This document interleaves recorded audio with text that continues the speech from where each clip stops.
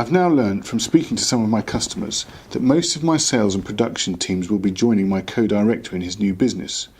Can I stop this? And can I proceed against my co-director's new business and his business partners? Well, it's common in team move cases for there to have been a number of different breaches of duty on the part of all of the participating employees. It's likely, for example, that your co-director will have breached his fiduciary and statutory duties by acting against the best interests of the company. He will also have failed to disclose his own misconduct and any potential future threat to the business. He's also likely to have breached his contractual duties by removing or using confidential information, such as salary information and poaching your staff.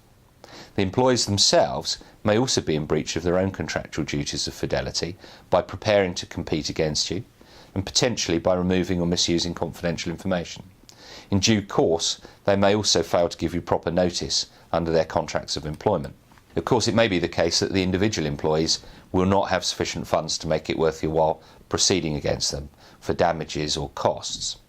You may therefore want to consider joining in the new employer, as there may be a better chance of recovering damages and costs from them.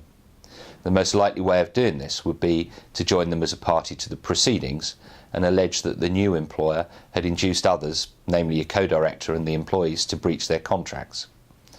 This is a specific claim which arises frequently in the employment context, where the new employer induces a breach of notice or restrictive covenants and masterminds a team move.